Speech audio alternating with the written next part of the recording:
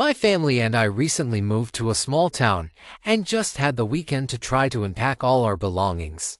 My wife and I had to prepare for work on Monday, and our young son Tommy had his first day of school. We made a substantial amount of progress on Saturday but still had plenty to go for Sunday. Our son, who loved to go to church, asked if we could go, but I explained we had too much to do yet. He surprised us both when he asked if he could go by himself. After all, it was a small peaceful town, and the church was just a few blocks away.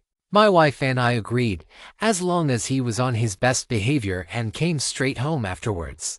So Tommy walked to church all by himself. He sat in the back row, paid attention to the sermon, and even sang some of the hymns he knew. After the sermon, as customary, the pastor stood by the door while the people filed out into the vestibule with Tommy exiting last. He couldn't help but look around the room, and happened to notice some portraits of people in the military hanging on one of the walls. At that moment, the pastor walked up to Tommy and asked if he was new in town, and he explained how his parents couldn't make it this Sunday but would be coming next week.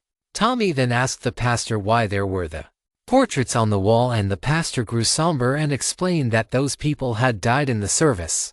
Tommy then had a terrified look on his face and asked the pastor, which one? The 9 or the 11 o'clock service?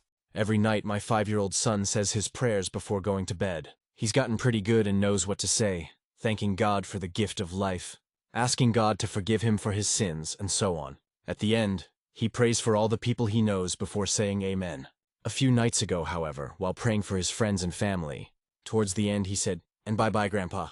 I didn't think anything of it at the time, but the next day I received tragic news that my father-in-law had passed away in his sleep.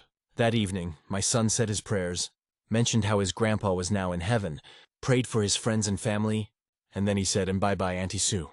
This too was a bit odd, but I didn't think much of it until the following day.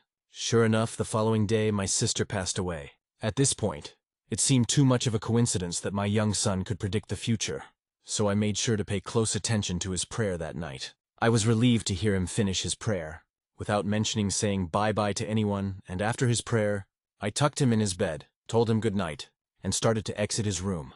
Before I got to the door, I heard him blurt out, "Oh yeah, and bye-bye, Dad, amen." Needless to say, that whole day, I was on pins and needles and almost took the day off from work. I was extra careful driving to work, took the stairs instead of the elevator, and even stayed in for lunch. The drive home was uneventful, and I even picked up food for dinner. When I got home, I could tell something was wrong with my wife, as she seemed rather sad. I asked her what was wrong, and she replied, "Our mailman had passed away."